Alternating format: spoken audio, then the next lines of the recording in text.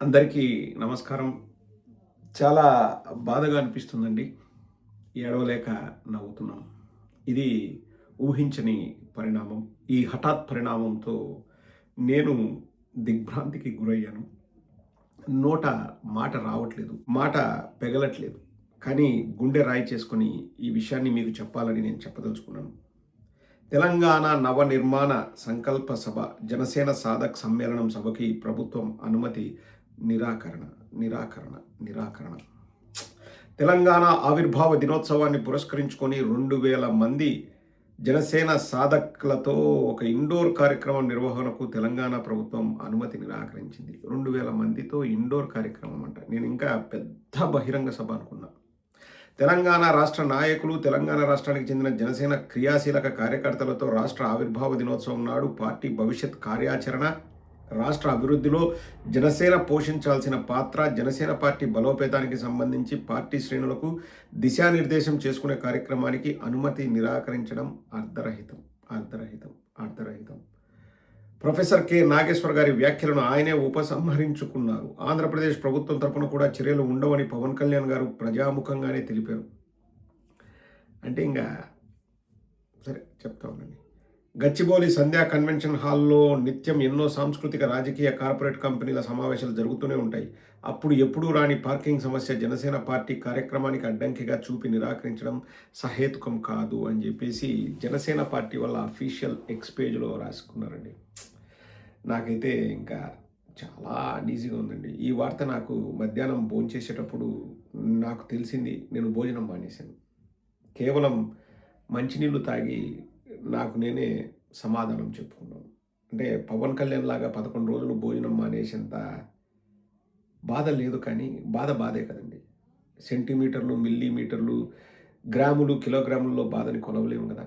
బాధే. ఇంకా రాత్రికి భోంచేస్తానో లేదో ఈ వీడియో తర్వాత ఆలోచిస్తాను, కానీ కడుపు బాధగా ఉంది. ఇక్కడ పవన్ కళ్యాణ్ గారికి 3 సలహాలు ఇస్తానండి. 3కైనా ఎక్కువైనా తక్కువైనా కానీ 3 అని మాత్రమే అనుకోండి, సంఖ్యాపరంగా బాగుంటుంది. సో ఒకటి, పవన్ కళ్యాణ్ గారు ఇలానే ఇంతకుముందు ఎప్పుడూ పవన్ కళ్యాణ్ గారికి అప్పుడున్న ఆంధ్రప్రదేశ్ ప్రభుత్వం చంద్రబాబును చూడడానికి జైల్లో పెడితే మీరు వెళ్ళొద్దని ఎక్కడ అనుమతి నిరాకరించలేదు. ఇలా ఎక్కడ అఫీషియల్గా ఒక డాక్యుమెంట్ రాలేదు. ఇప్పుడు వాళ్ళ అఫీషియల్ ట్విట్టర్ పేజ్లో పెట్టుకున్నారు. కానీ ఆ రోజు రోడ్డు పైన పడుకున్నాడు.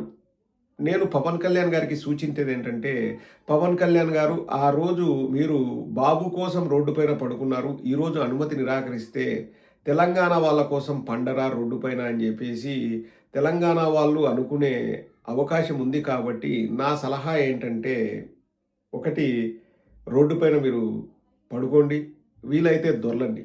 ఇంకా దొర్లి పొర్లు దండాలు పెట్టి దొర్లారనుకోండి, బాబు కంటే కూడా తెలంగాణ వాళ్ళపైన ప్రేమ ఎక్కువ ఉందని వాళ్ళు మీకు జై కొట్టే అవకాశం పుష్కలంగా ఉంది.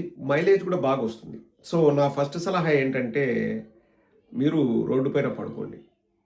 ఇంకా రెండవ సలహా ఏంటంటే, నేను యాక్చువల్లీ ఇది నిరాకరణకు ముందే చెప్దాం అనుకున్నా. ఒక హెలికాప్టర్లో, ఎలాగూ ఆంధ్రప్రదేశ్ ప్రభుత్వమే హెలికాప్టర్కి డబ్బులు పే చేస్తుంది, హెలికాప్టర్లో దిగండి అని చెప్దాం అనుకున్నా. ఇంకా మనసులో ఉండేది కక్కేయాలి, బాధ బయటకు వచ్చేస్తుంది. హెలికాప్టర్లో దిగండి. రేపు దిగి ఆ దిగేటప్పుడు అద్దాలు పెట్టుకోండి. రోజుకొక స్టైల్లో మీరు కాస్ట్యూమ్స్ వేసుకునేట్టు రేపు వేరే కొత్త రకంగా వేయండి. రెచ్చిపోండి. అసలు మీరు రెచ్చిపోతే జన సైనికులకి ఇంకా ఆ రోజు మళ్ళా పండగ వస్తుంది. అంటే అంత ఊపు వస్తుంది వాళ్ళకి. అన్న స్వాగ్ చూడు, టడక్ హే అని బ్యాక్గ్రౌండ్లో కొడతారు.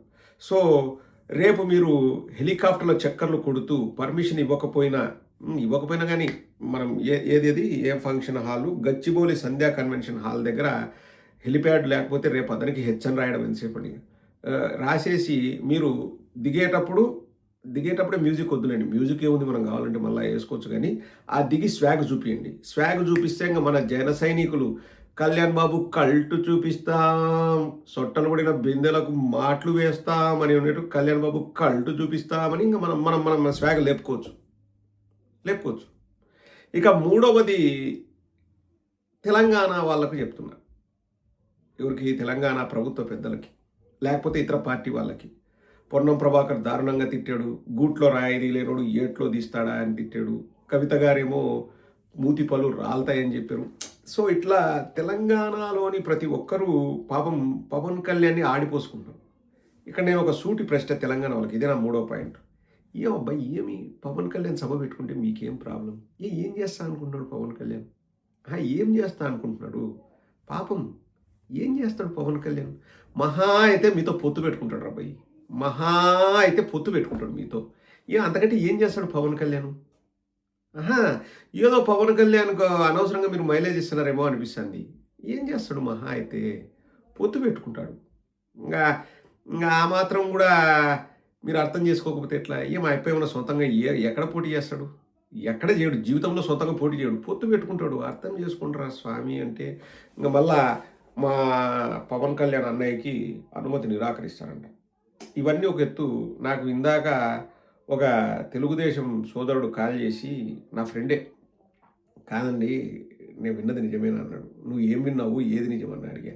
"ఏం లేదు, పవన్ కళ్యాణ్ ఇట్లా వాళ్ళకు వీళ్ళకు చెప్పించి సర్లే ఎందుకు ఇది గొడవలాగుంది, అనుమతి నిరాకరణ అని చెప్పించుకున్నాడు" అని చెప్పేసి ఎవరో అన్నారంటే, ఊరుకో స్వామి, ఇప్పటికే ప్రొఫెసర్ నాగేశ్వరని ఎట్ట తిడుతున్నారు చూడండి వాళ్ళు జన సైనికులు. ఆధారాలున్నాయి అది ఇది అంటారు. నీకు అంతగా కావాలంటే మీ చంద్రబాబుని అడుగు, లేకపోతే మీ లోకేష్‌ని అడుగు, అతను చెప్తాడేమంటే, నేను ఎలా అడగగలనండి, మేము కూటమిలో ఉన్నాం కదా అంటే, మరి నేనేం చేయాలిరా స్వామి అంటే, నువ్వు మామూలుగా ప్రజలను అడుగుతా ఉంటావు కదా! ఇది కూడా అడుగు, నిజమో కాదో ప్రజలు ఏమనుకుంటున్నారు అంటే, సరిపోయి ఎవ్వరం. మీరు మీరు బాగుండాలా, మేము ఇది కావాలనా అని చెప్పేసి నేను కోప్పడి ఫోన్ పెట్టేసా. సో, ఎవరికైనా ఏదైనా ఐడియా ఉంటే పవన్ కళ్యాణే అలా చేయించుకున్నాడా అంటే, ఆ మాటకి నాకు బాగా కోపం వచ్చింది. ఇప్పుడు ఒక రకంగా వీళ్ళేం చేస్తారు, నిన్న సాంబిగాడు గూడా ఒక వీడియోలో చెప్పాడు, రేపొస్తున్నాడు పవన్ కళ్యాణ్ చూసుకుందాం, అసలు మా పవన్ కళ్యాణ్ ఏం మాట్లాడుతాడు అది ఇది అన్నాడు. వీళ్ళు కావాలనే ఇప్పుడు రేవంత్ రెడ్డి, చంద్రబాబు నాయుడుకు క్లోజు. ఎంతసేపు పర్మిషన్ ఇప్పియాలంటే ఎంతసేపు? కావాలనే ఇయన్నీ చేస్తున్నారనేది ఇంకొకరి వర్గం చెప్పే మాటలు. తెలుగుదేశం వాళ్ళేమో కాదు కాదు పవన్ కళ్యాణే చేసుకుంటున్నాడని. వాళ్ళ ఉద్దేశ్యం ఏందంటే పవన్ కళ్యాణ్‌ని ఏ విధంగా అయినా వీక్ చేయాలనేది వాళ్ళ ఉద్దేశ్యం. ఎవరిది? తెలుగుదేశం వాళ్ళది. ఎందుకంటే ఇప్పుడు వీక్ చేశారనుకోండి, నెక్స్ట్ 21 సీట్ల కంటే తక్కువ ఇచ్చినా గానీ సచ్చినట్టు తీసుకోవాల్సిందే. ఇప్పుడు వాళ్ళు ఇదే క్రియేట్ చేస్తున్నారని నాకు డౌట్ వస్తుంది. రేపు నిరాకరిస్తే పవన్ కళ్యాణ్‌కి చెడ్డ పేరు వస్తది కదా!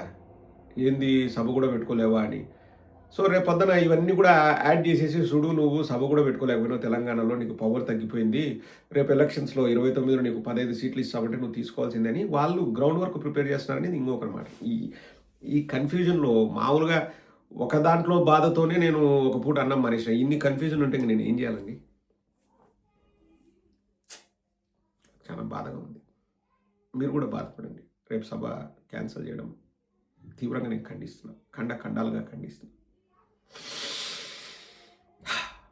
I'll see you in my next video.